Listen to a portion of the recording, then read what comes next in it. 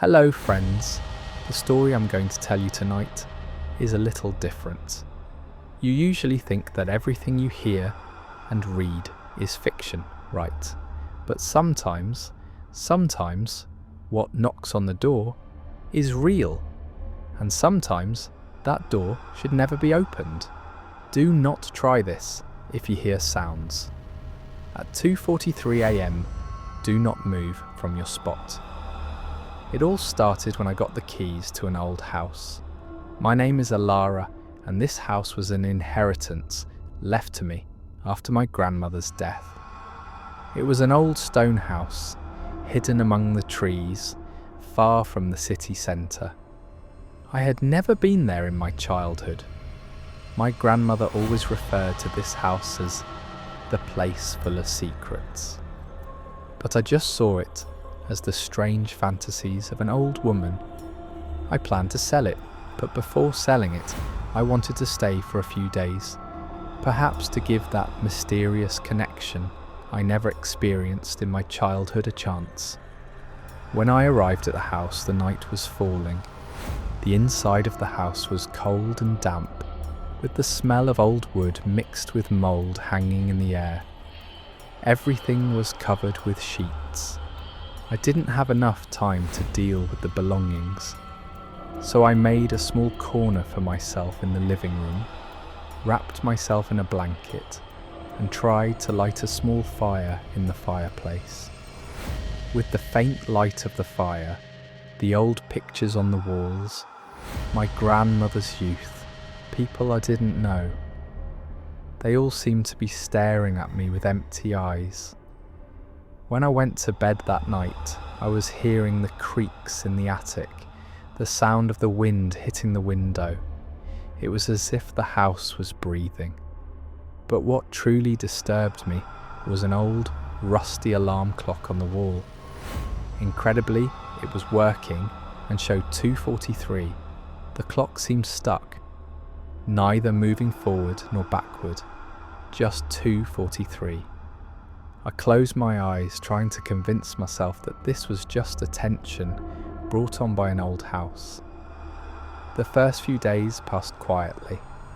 I started cleaning the house, removing the sheets, while browsing among my grandmother's old belongings. One day, I found a small handwritten notebook in the drawer of the nightstand in the bedroom. With an old, worn cover, it looked as if it had been hidden for years. It must be my grandmother's diary. Turning the pages of the diary, most were ordinary events, the weather, garden work. But on a specific page, written in capital letters and shaky handwriting, there was only one sentence: "Never open your door at 2:43. There were a few more words written after, as if my grandmother had written them hastily. "It is waiting, it comes." The writing stopped there. My hair stood on end. This couldn't be because of the stuck clock I saw, could it? It must be a coincidence. That night, I put the diary under my pillow. When I got into bed, I tried not to look at the clock, but those numbers were spinning in my mind. 2:43. With my eyes closed, I heard a thin whisper, almost like a human voice coming from outside. It was as if someone was whispering my name. Alara, Alara. My heart was pounding like crazy in my chest. I told myself, calm down, it's just the wind. But then, I heard the doorknob gently turning, a small click sound. I froze. I held my breath.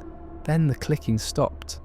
I waited, and finally, after a while, I fell asleep. The next day I couldn't understand what had happened. The door was locked, nothing was amiss. I decided to forget the warning in the diary and move on. But in a corner of my mind, there was that clock and that warning. A few days later, the whispers and the sounds of the doorknob increased at night. Every night, around 2:43, these sounds would start.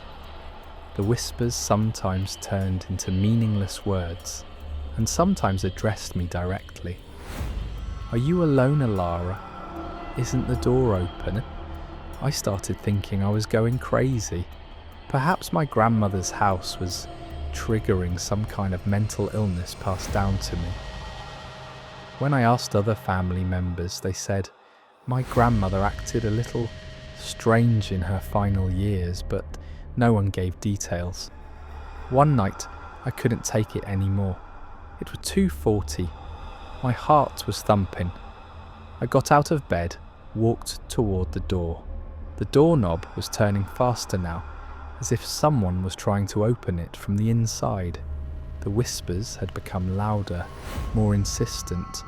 "Open the door, Elara. Just look." My hand reached for the doorknob. At that moment, every cell in my brain was screaming at me to stop. That warning in my grandmother's diary rang in my mind. "Never open your door at 2:43. I pulled back. I checked the locks with trembling hands. The door was unlocked. All this time, that door had been in a state that could simply be pushed open. I was frozen. If someone wanted to open it, they could have, but they hadn't. Why? I returned to my bed in fear, tightly gripping the diary. My heart was still pounding madly. Exactly as the clock reached 2:43, all the sound stopped. The doorknob stopped. The whispers ceased. Just a deep silence. And then a thin piece of paper slid from under the door. My eyes widened in shock. I could barely move from fear. I reached out to take the paper. On it, written in the same shaky handwriting as in my grandmother's diary, was a single sentence. "I didn't open it either, Elara." This message completely devastated me. My grandmother, she had experienced the same things. She hadn't opened that door either, and she had received this message too.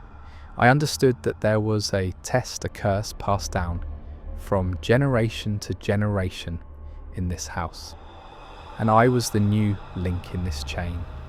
I couldn't sleep that night. I left the house at the first light of dawn. I never returned. I immediately put the house up for sale, telling the realtor nothing. I wondered if the new buyers would open the door at 2:43, but I told myself I had to keep this secret to give them a chance. A distant and eerie piano chime or muffled sound rises again. Voiceover. Friends, you've listened to this story. Perhaps now, when you look at a clock showing 2:43 in your own homes, you'll feel an instant shiver. Perhaps you'll hear a sound. Your door being knocked or the knob turning. Remember, never open the door at 2:43, because what awaits you beyond that door might not just be a shadow, and that shadow might share the same secret as you.